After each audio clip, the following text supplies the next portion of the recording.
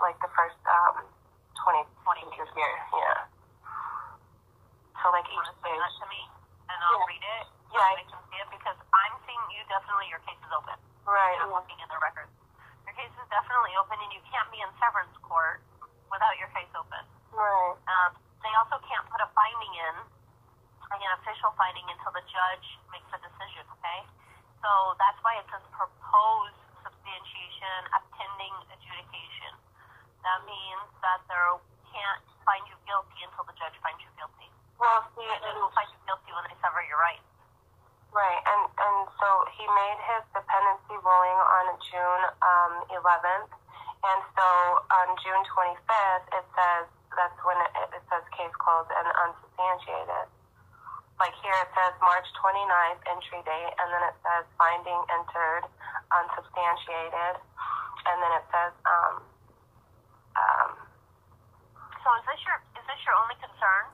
Is that your records are not correct? I guess, I'm just a little confused, you know, like, I mean, like, for all That's not gonna help you keep you from getting your rights severed. Well, that's the whole like part about being confused is that how are they gonna go through with this if the case is closed? I mean, if they determine They don't go through anything. It's the judge.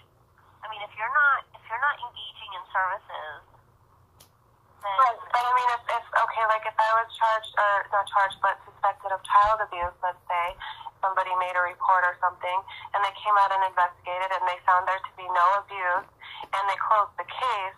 I mean, why would I do, you know, classes or services for them when there's no abuse found? But you know your case is open because you're considered a speaker. Right, but if it was open, why does it say case closed? I know. I'll look into that for you, but that's not going to get you your kids back. Why wouldn't it if my case is closed?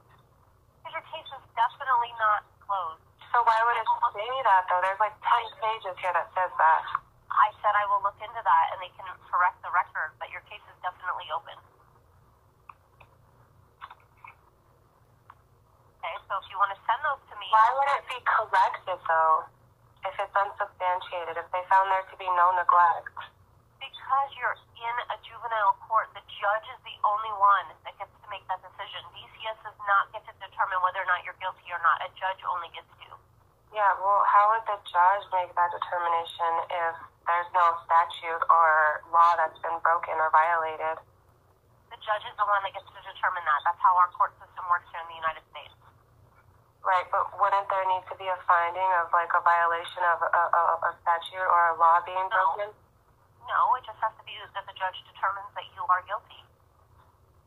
Based on what, though? Just on his own opinion? That's correct. That's how our system works here in the United States. The judge gets to make the determination. And if the judges above him, when you go to appeal it, decide that he is wrong, then he gets sent back down to him to make a different decision. It's all based on the judge's opinion. And if the judge thinks that you are guilty and can find you guilty, then that's what it is. Right. So, I mean, I'm more than happy to look at the paperwork that you have and contact DCS and find out why they're saying your cases are closed or that you've been unsubstantiated and yet your case is still going on and you're confused. I'm more than happy to contact DCS about that. But what I'm trying to tell you is that's not going to make a difference on your case because DCS does not get to make any of these determinations. It is completely up to the judge. So if it was unsubstantiated and closed case before they even filed the dependency petition, I mean, DCS has to have a statute or a code that I violated in order to follow through the dependency petition. Right? They filed the dependency petition, and whatever they wrote in it, they could have just said, we don't like her. And if the judge agrees to it and decides that the kids need to be removed, then that's it. It's up to the judge. The judge gets to make the determination. So, I mean, at the end of the day, it doesn't matter what DCS says or what DCS does. It's completely up to the judge to determine whether or not. Now, if they give false information to the judge or they tell the judge lies, then that's different. But the judge is the one that gets to make the determination. And if the judge said that, you know, they just don't like you and the judge agrees and says that your kids should be in care, then that's what happens. Then your kids are in care. If the judge says your rights get severed, then your rights get severed. If the judge says your kids get moved to New York City, then they send your kids to New York City. I mean, okay, so about you saying that they lied in court or to the judge, I mean, like, because that's what he did out of retaliation, and the whole entire court report, the report to the court, and you could clearly see that. That's what he did, because nothing in the petition is anything in the report or the court report. And he did that after I filed the sexual abuse allegations on my very first visit with my children. And you can clearly see that in the case notes. Like, he made the court report he wrote on the same day that I made the sexual abuse allegations. The same exact day. Like, that's when he filed this report to the court. Same exact day.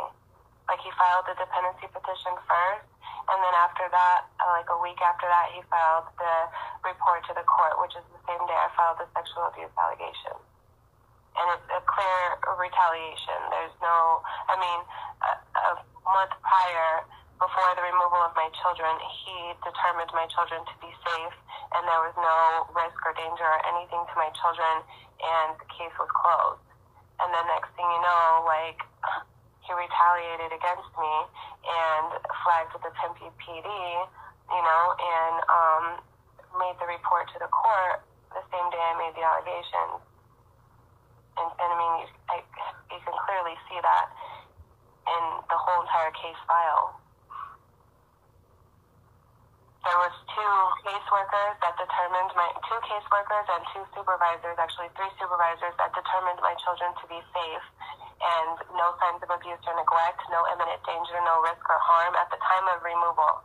There was no imminent danger, and they all report that in the report. Even at the hospital, they determined that from the doctor. Okay, so I'm not now understanding what you're saying. I don't think your concern is this paperwork. I think what you're trying to say is that you believe that in September, when your case opened, DCS found nothing wrong. Then they came back in November and they removed from you, but that when they removed that, the caseworker still didn't think there was any issues.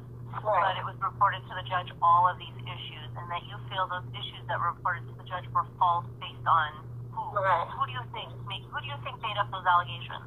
The caseworker.